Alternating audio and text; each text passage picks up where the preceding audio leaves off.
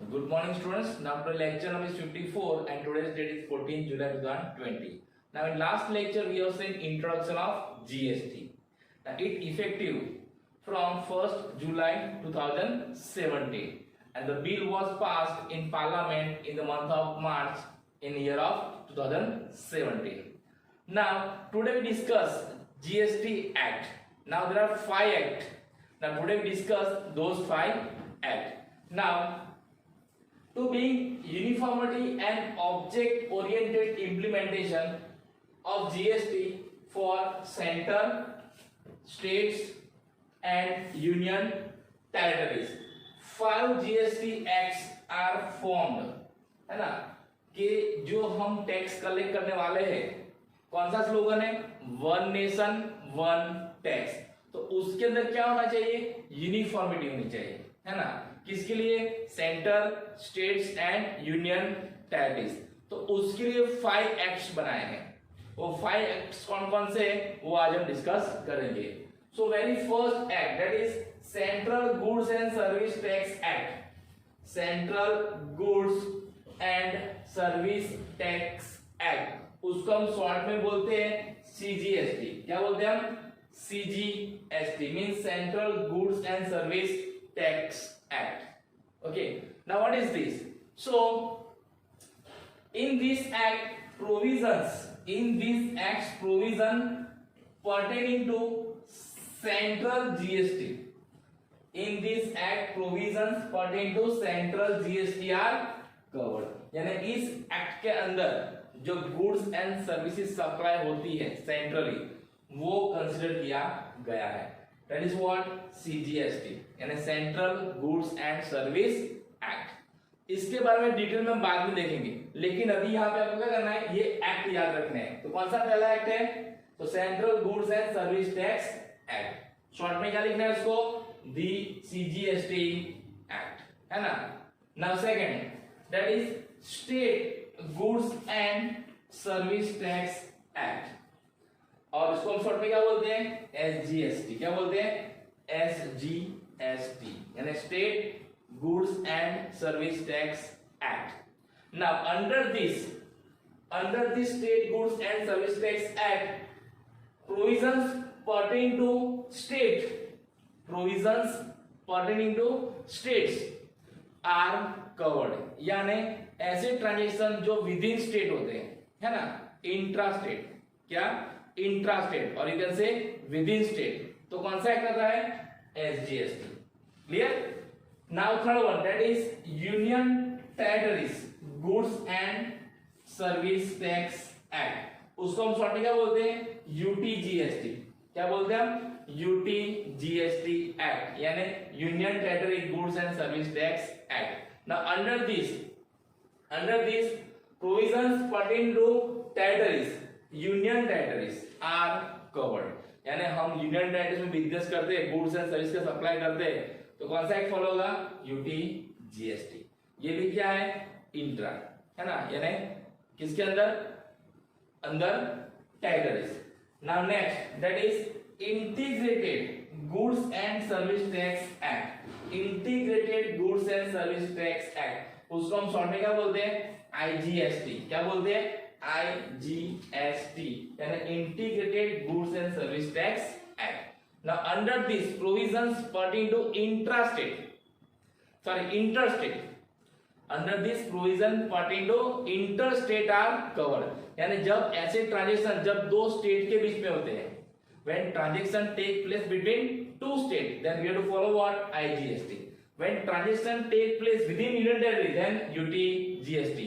when transaction take place in state only, within the state, then SGST, है ना। and when transaction take place between interstate, then CGST। तो इस तरह से ये 4 एक्ट है। Clear. Now fifth one that is goods and service act. But goods and service act which one? So state compensation. What state compensation? The GST Compensation Act, उसको हम क्या बोलते हैं, the GST compensation cess act. Now what is cess? Okay, so when government has taken only one tax throughout the nation, तो इससे क्या होता है, जो पहले स्टेट गवर्नमेंट टैक्सेस लेती थी ना, वो अभी स्टेट गवर्नमेंट टैक्स मिलेगा नहीं, तो उसके बदले में सेंट्रल गवर्नमेंट स्टेट गवर्नमेंट को कुछ देती है ना, जो कंपेंसेट करती है कि पहले जो टैक्सेस स्टेट गवर्नमेंट लेती थी, अब कौन लेगा सारा टैक्स? Central government. तो स्टेट गवर्नमेंट को इसकी वजह से जो लॉस गया ना, वो सेंट्रल गवर्नमेंट क्या करेगा? कंपेंसेट करेगा। और उसके लिए सेंट्रल गवर्नमेंट क्या बनाया है? The GST compensation cess act. आपकी पिक में दिया है, क्यों?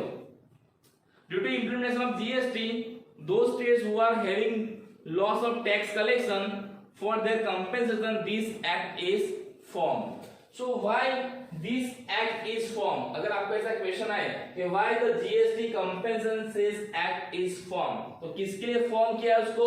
जो स्टेट गवर्नमेंट है, जो पहले टैक्स लेती थी, लेकिन जब से जीएसटी इंप्लीमेंट हुआ है तो उनको उस स्टेट को क्या हुआ है? लॉस हुआ है। वो लॉस को कंपेंसेट करने के लिए इस एक्ट बनाया गया है।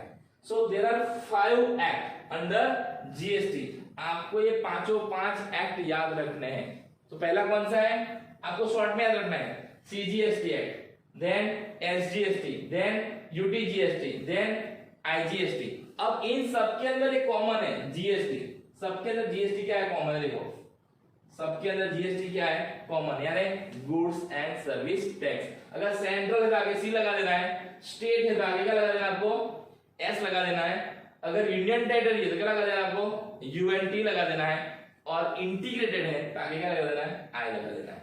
तो इस तरह से आपको ये पांचों 5 एक्ट क्या करने हैं? याद रखने हैं। और पांचवा कौन सा है?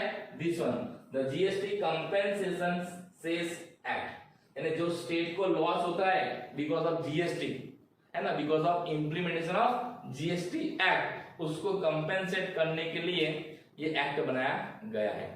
So there are 5 acts under GST। फिर से मैं आपको एक बार समझा देता हूं। सीजीएसटी में कहाँ आएगा? कौन से ट्रांजेक्शन आएंगे? इंटर स्टेट ट्रांजेक्शन, है ना, इंटर स्टेट ट्रांजेक्शन। एसजीएसटी में क्या आएगा? With in the state transaction, यानी एक ही स्टेट में ट्रांजेक्शन होते हैं वो। यूनियन टेरिटरी में कौन सा आएगा? अगर यूनियन टेरिटरी के विद इन क्या होते हैं? ट्रांजेक्शन होते हैं तो। और आईजीएसटी कब आएगा? when transaction take place between two states, यानी जब ट्रांजेक्शन दोनों स्टेट के बीच में टेक प्लेस होता है, दोनों स्टेट या एक स्टेट और एक यूनियन टेरिटरी, तो क्या करना है? आईजीएसटी। अगर ट्रांजेक्शन कहां होता है? यूनियन टेरिटरी में होता है दोनों, तो क्या लेना है? यूटीजीएसटी। अगर ट्रांजेक्शन एक ही स्टेट के अंदर होता है, विद इन द स्टेट होता है, तो क्या लेना है आपको? एसजीएसटी लेना है। और जब ट्रांजेक्शन क्या होता है? इंटरस्टेट होता है, तो क्या लेना है आपको? सीजीएसटी लेना है। क्लियर? अब इसमें हमें कैसे जीएसटी काउंट करने हैं, हमको कैसे जीएसटी काउंट करने हैं, उसके रेट कैसे होते हैं, वो सब हम आगे देखेंगे। लेकिन आपको यहाँ पे इतना पता होना चाहिए कि how many GST act are there. So how many? 5। कितने एक्ट है? 5। Which are they? तो आपके पांचों 5 एक्ट पता होने चाहिए। आपको शॉर्ट में भी लिखना है और फुल फॉर्म भी लिखना है। आपकी टेक्स्ट बुक में ये एक्ट आपको दे दिए गए, है ना, आपकी टेक्स्ट बुक में ऑलरेडी आपके पास है on page number 52। Clear? So you have to write down all this act in your notebook. Okay,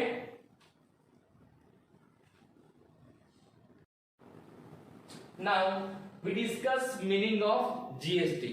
तो मीनिंग क्या है जीएसटी का? किसको बोलते हैं हम? GST. So here I have written 2 meaning of GST. So first, different taxes of central government and state governments are withdrawn. यानी different taxes of central government and state governments are withdrawn. And goods and services are covered under one tax. यानी जो अलग अलग taxes जो central government और state government लेती थी, उसको क्या किया? विड्रॉ कर लिया, यानी उसको वापस ले लिया। और उसकी जगह किया? Goods and service are cover under one tax. उसकी जगह गुड्स एंड सर्विस के परचेज एंड सेल्स के जो ट्रांजेक्शन होते हैं उसके ऊपर एक ही टैक्स कर दिया है ना। This tax is known as what, goods and service tax. This tax is known as what, goods and service tax. यानी पहले हमारे देश में अलग अलग स्टेट में अलग अलग टैक्सेस थे और स्टेट गवर्नमेंट, सेंट्रल गवर्नमेंट, है ना, ये सब क्या करते थे, अपने अपने टैक्सेस अलग अलग तरह से लेते थे। तो उन सबको गवर्नमेंट ने क्या कर दिया, विड्रॉ कर लिया, यानी वो सारे टैक्सेस गवर्नमेंट ने वापस ले लिए, यानी कैंसिल कर दिए, और उस सब की जगह पे एक ही टैक्स अप्लाई किया। और जो एक टैक्स अप्लाई किया उसको क्या बोलते हैं, गुड्स एंड सर्विस टैक्स। यानी कि आज इंडिया के अंदर गुड्स एंड सर्विस अगर आप परचेज और सेल्स करते हो, या तो गुड्स परचेज सेल्स करते हो या सर्विस परचेज सेल्स करते हो या दोनों, both goods and service purchase and sales, then we have to pay only one tax across the India. पूरे इंडिया में कहीं भी बिजनेस करें हमें एक ही तरह का टैक्स देना है। जो पहले क्या था, अलग अलग था, हर एक स्टेट में अलग अलग टैक्स के रेट थे, है ना, वो क्या हो गया, अब एक ही हो गया। That is what GST. Now second meaning, tax which is applicable, tax which is applicable on supply of goods and services is known as goods and service tax। यानी ऐसा टैक्स जो किसके ऊपर एप्लीकेबल है, supply of goods and services. अगर आप India के अंदर सप्लाई करते हो गुड्स एंड सर्विसेज तो उसके ऊपर जो टैक्स लिया जाता है उसको क्या बोलते हैं, goods and service tax। So goods and service tax is levied on what, goods as well as service, है ना, और उसके सप्लाई के ऊपर। Supply means buying and selling. अगर कोई एक पर्सन बाय करता है तो दूसरा क्या करेगा, सेल करेगा, और दूसरा सेल करेगा तो क्या करेगा, बाय करेगा। क्लियर? तो when taxes are levied on supply of goods and services, that tax is known as what, goods and service tax। So this is what meaning of goods and service tax। लेकिन मैंने इससे पहले आपको एक चीज समझाई, क्या, there are 5 acts, आपको याद रखने, how many acts are there under GST Act?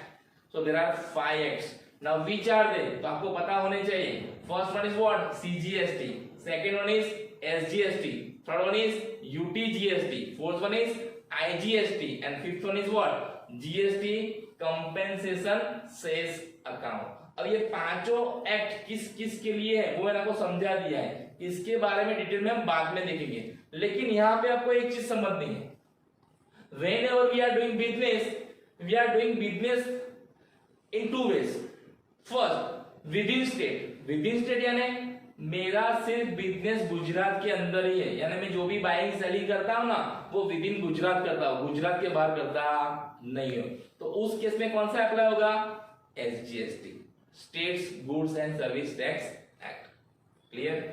अगर मेरा बिजनेस कोई यूनियन टेरिटरी में है, अब यूनियन टेरिटरी किसको बोलते हैं आपको पता होगा, है ना, केंद्र शासित प्रदेश। तो हमारे इंडिया में ऐसे कितने केंद्र शासित प्रदेश है वो आपको पता होना चाहिए, है ना, आपको ये नॉलेज होना चाहिए कि इंडिया में कौन कौन से प्रदेश केंद्र शासित है, यूनियन टेरिटरी में आते हैं। क्लियर? तो ये आपको पता लगेगा कि यूनियन टेरिटरी एक स्टेट है। और तीसरा, जब हम ट्रांजेक्शन कहां पर करते हैं, इंटर स्टेट, यानी 2 स्टेट के बीच में, when transaction take place between 2 state we have to follow what, IGST, integrated goods and service tax, है ना। और पांचवा कौन सा है, कंपेंसेशन सेस एक्ट। तो why compensation act cess act is formed by GST, तो आपको ये पता होना चाहिए कि जो टैक्सेस पहले गवर्नमेंट को मिलते थे, स्टेट गवर्नमेंट को, अब वो स्टेट गवर्नमेंट को मिलेंगे नहीं, तो उससे क्या होगा, उनको लॉस। वो लॉस को कंपेंसेट करने के लिए गवर्नमेंट ने 5वां एक्ट बनाया, कौन सा, GST compensation cess act. Clear? तो आपको ये 5 एक्ट पता होने चाहिए। Okay, so today what we have seen? Today we have seen 5 act of GST and meaning of GST. In next lecture we'll see what, special features of GST, यानी GST के special features के बारे में discuss करेंगे।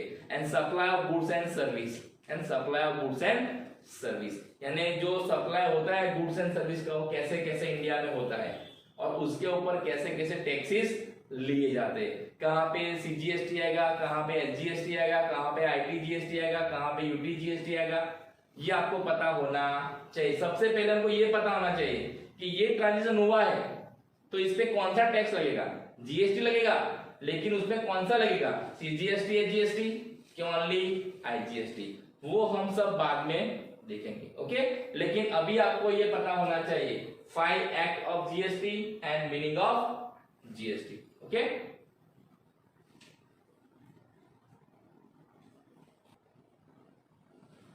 so you have to note down this act and this meaning in your notebook.